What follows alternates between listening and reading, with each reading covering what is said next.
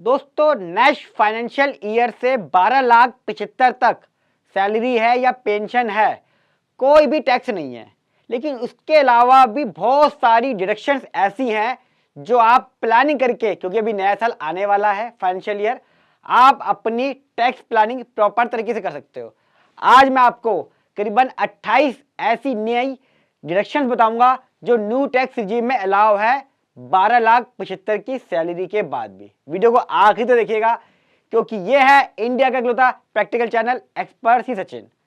दोस्तों थोड़ा सा समझाया तो आपको मैं, न्यू टैक्स रिजीम के अंदर 12 लाख रुपए तक अगर नॉर्मल इनकम में कोई टैक्स नहीं है और सैलरी है तो 12,75,000 बैठ जाता है। ये सभी के लिए एप्लीकेबल है, जो जितने भी इंडिविजुअल्स हैं उनकी कोई भी है जो कोई फर्क नहीं पड़ता, सबके लिए एप्लीकेबल है। ये आदमी है, औरत है, स्टूडेंट्स हैं अगर 18 साल से ऊपर के कमा रहे, senior citizen, super senior citizen, सब बिजनेस में है, प्रोफेशन में है, रेंटल इनकम पर है, ब्रोकरेज है, एफडी का इंटरेस्ट है, बहुत सारी चीजें हैं। पूरी प्लेलिस्ट बना चुका हूं मैं, आपको एक एक प्रैक्टिकल वीडियो दिख जाएगी बजट 2025 पे। और ये एप्लीकेबल कब से हो रहा है? फाइनेंशियल ईयर 25-26, AY 26-27 जो मैं बात कर रहा हूँ, वीडियो दिखा रहा हूँ, 1 अप्रैल 25 से 31 मार्च 26। कई लोग गुस्सा हो रहे थे कि आप ब्लॉक कर देते हो, अब पूरा लिखा होता कहीं ना कहीं तो छुपता ही है। मैं थोड़ा सा इधर उधर रहता हूँ और मोबाइल थोड़ा सा बड़ा कर लीजिए, कोशिश करूंगा कि स्क्रीन ना दिखाई दे, सॉरी स्क्रीन दिखाई दे, मैं ना दिखाई दूं। मैं थोड़ा इधर कर दिया है। देखिए पहला वाला आप लोगों को ज्यादातर पता ही है, फिर भी एक प्लानिंग अच्छी हो सकती है नेक्स्ट फाइनेंशियल ईयर के लिए। स्टैंडर्ड डिडक्शन 75,000 रुपए की सभी को मिलेगी जो सैलरी लेगा या पेंशन लेगा। फैमिली पेंशन इंक्लूड नहीं है, सैलरी एंड पेंशन 75,000 की डिडक्शन सबको मिलेगी। फैमिली पेंशन, क्योंकि फैमिली पेंशन मेरी सैलरी नहीं होती, फैमिली को हम पेंशन तो बोलते हैं लेकिन वो इनकम फ्रॉम अदर सोर्स में जाती है, तो इसलिए 75,000 की मिलती नहीं है। फैमिली पेंशन वालों को 15,000 की डिडक्शन अलाउ है, जो भी साल की होगी, या 1/3 जो भी कम होगा। यानी कि किसी कैलकुलेशन करी मैंने, 10 लाख रुपए की सैलरी है, फैमिली पेंशन 10 लाख रुपए की, तो उसको 15,000 मिलेगा, क्योंकि 1/3 तो बहुत ज्यादा होगा। किसी की पेंशन क्या है पूरे साल की? 1 लाख रुपए है, तो 1 लाख रुपए का 1/3 निकालेंगे और 15,000 जो कमाएगा वो अलाउ होगा उसको। 30% का खर्चा, अगर कोई रेंटल इनकम कर रहा है, न्यू टैक्स रिजीम में आइटम भर रहा है, तो 30% की एडॉक डिडक्शन मिलेगी उसको रेंटल इनकम पर खर्चों पे। इसकी वीडियो बना चुका हूं मैं, यानी कि आप खर्चा करें ना करें आपको 30% मिलेगा। इंटरेस्ट ऑन होम लोन, ये भी आपको न्यू टैक्स रिजीम में अलाउ है अगर आपकी प्रॉपर्टी रेंटेड है। दोस्तों सेक्शन के अंदर लिखा हुआ नहीं है, सेक्शन में लिखा हुआ है interest on home loan not allowed, ये वहां पे से गलती है उन लोगों से। लेकिन अगर रेंटेड है तो अलाउ है। वहां पे उन्होंने किसके लिए लिखा है? वो सेल्फ ऑक्यूपाइड प्रॉपर्टी, यानी कि अगर आप सेल्फ ऑक्यूपाइड प्रॉपर्टी में हैं तो आपको होम लोन का डिडक्शन अलाउ नहीं है। यहाँ एक ध्यान रखना है, मेरे पास लास्ट ईयर एक दिमाग वाला आदमी आया था, 4 लाख रुपए का उसका होम लोन था। उसने क्या करा, लेट आउट वाली दिखा दी थोड़ी बहुत और होम लोन का डिडक्शन का फायदा ले लिया, क्योंकि इसे रेंटेड दिखाना था। तो थोड़ा देख लें कि इसकी प्रॉपर्टी की लेटेड वैल्यू क्या है, क्या कम दिखा के जुगाड़ करके काम चलाया जा सकता है। तो इस तरह की टैक्स प्लानिंग ना करें प्लीज। एम्प्लॉयर का कंट्रीब्यूशन एनपीएस में 80 CCD2 के अंदर आएगा 40% of basic salary plus DA का, यानी कि पिछले साल पहले 10% था, फिर 14% कर दिया। एनपीएस की कंट्रीब्यूशन का वो भी आप माइनस कर सकते हो। एग्जाम्पल के लिए किसी की सैलरी अगर 13 लाख रुपए है, 13,70,000 पूरे साल की, मैं मानता हूं उसका बेसिक प्लस डीए 6,85,000 हो गया, ज्यादातर यही होता है, मैंने बिल्कुल स्टैंडर्ड लिया है इसके अंदर ये, और उसका 95,600 14% बना एनपीएस में, तो जब वो माइनस करेगा तो 11,99,000 का बनेगा उसका, यानी कि टैक्स जीरो हो गया। तो किसी की अगर 13,70,000 रुपए की सैलरी है तो अपना वो 40% एनपीएस में कंट्रीब्यूशन करवा के थ्रू द एम्प्लॉयर अपना टैक्स जीरो कर सकता है। तो 12,75 ना हो गया, कितना हो गया? 13,70,000 रुपए। लेकिन ज्यादातर एम्प्लॉयर जो हैं वो एनपीएस में रजिस्टर्ड नहीं होते, क्योंकि बहुत लंबे समय के लिए होता है, रिटायरमेंट पे पैसा भी पूरा निकाल नहीं सकते, कई सारी कंडीशंस हैं, इसलिए ज्यादातर एम्प्लॉयर जो हैं एनपीएस को प्रमोट नहीं करते हैं। ट्रांसपोर्ट अलाउंस जो है वो दोस्तों स्पेशली एबल पर्सन, कई ऐसे हैं जो स्पेशली एबल पर्सन है, अगर उनको कोई ट्रांसपोर्ट दे रही है सरकार या कोई भी एम्प्लॉयर, वो सैलरी में से ऐड होगा और बाद में माइनस हो जाएगा, जितना भी होगा एक्चुअल बेसिस पे। ये आपको छोटी छोटी चीजें ध्यान रखनी है, क्योंकि क्या है कंफ्यूजन सी रहती है हर साल कि क्या क्या मुझे डिडक्शंस मिलेंगी। अगर आपने अग्निवीर कॉर्पस फंड में जमा करा 80CCH2 के अंदर तो मिल जाएगा। तो आपको लगता है यार थोड़ी सी सैलरी बढ़ने से मैं टैक्स स्लैब से बाहर हो रहा हूँ, टैक्स ज़्यादा बन रहा है, तो थोड़ा सा देश के लिए सेवा कर दीजिए, डोनेशन की डोनेशन, टैक्स का टैक्स बच जाएगा, वरना वो मार्जिनल रिलीफ के चक्कर में पड़ोगे खामखा। इससे अच्छा तो थोड़ा बहुत देश की तरक्की के लिए डोनेशन कर दो। अगर आपने ट्रैवलिंग करते हो ऑफिस से घर, आपका ऑफिस था दिल्ली में, आप दिल्ली में रहते थे, वो शिफ्ट हो गए गुड़गांव में, उन्होंने बोला कैब से नहीं आना, अपना आप आ जाओ, कैब के हम आपको 300 रुपये दे देंगे डेली के जाने आने के, आप हमसे ले लेना, खर्चा में सिर्फ देना, कर लेंगे, अलाउ है। 80JJAA एम्प्लॉयमेंट जनरेशन के लिए डिडक्शन मिलती है इनकम टैक्स के अंदर, वो भी आपको अलाउ है, सरकार चाहती है डिडक्शन मिलती रहे। डेप्रिसिएशन भी मिलेगा इनकम टैक्स में, यानी कि कोई अपना बिजनेस का प्रॉफिट निकाल रहा है तो उसको डिडक्शन मिलती है प्रॉफिट की, जो प्लांट एंड मशीनरी खरीदता है, फर्नीचर जो भी है। तो डेप्रिसिएशन नॉर्मल तो मिलेगा, एडिशनल नहीं मिलेगा।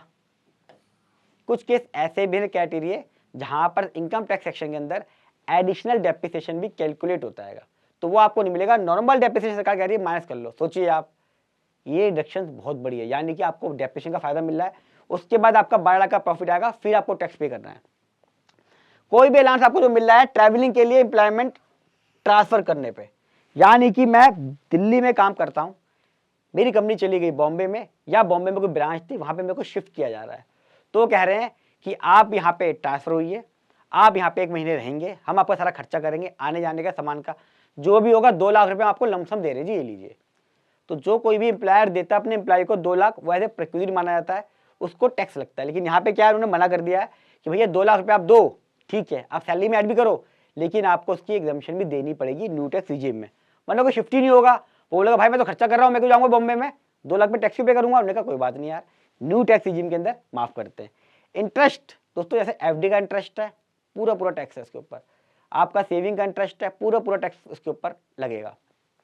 80TTA 80TTB में जो ओल्ड टैक्स रिजीम में बेनिफिट मिलता था वो बंद हो चुका है न्यू टैक्स रिजीम में। लेकिन अगर पोस्ट ऑफिस का है तो सेक्शन 10(15)(1) के अंदर माफ है, 3500 रुपए तक का माफ है। कहेंगे 3500 रुपए, ये रहा, सॉरी मैंने आपका फी ब्लॉक कर दिया बोर्ड।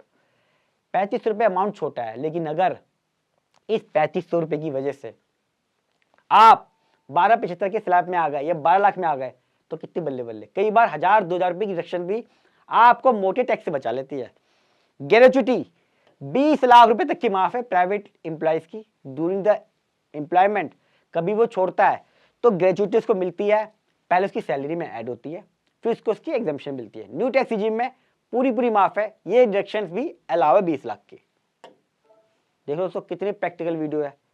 लाइक शेयर जितना हो सके उतना करें, कमेंट करें, अच्छे अच्छे अप्रिशिएट करें प्लीज। लाइफ इंश्योरेंस पॉलिसी में जो मेच्योरिटी पे आपको पैसा मिलेगा सेक्शन 10(10)(d) वाला, वो भी पूरा पूरा माफ है।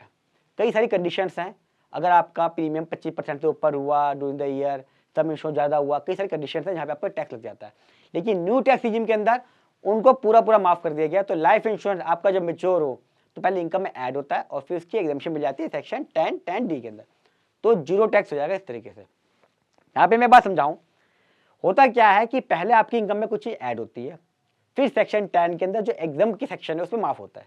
जैसे capital gain long term cap पे होता है, 3 लाख का किसी का है, 1,25,000 माइनस है, तो पहले 1,25,000 माइनस होगा, उसके बाद टोटल इनकम के अंदर आएगा। तो टोटल इनकम से पहले ही आपकी इनकम कम हो गई है। वो इनकम फ्रॉम लाइफ इंश्योरेंस ये भी आपका काउंट नहीं होगा, यानी कि पहले इनकम में ऐड होगा पहले ये, और फिर इसकी एग्जम्पशन मिल जाएगी, तो 12 लाख के अंदर काउंट नहीं होगा, यानी कि इसके ऊपर कोई टैक्स नहीं लगेगा आपका।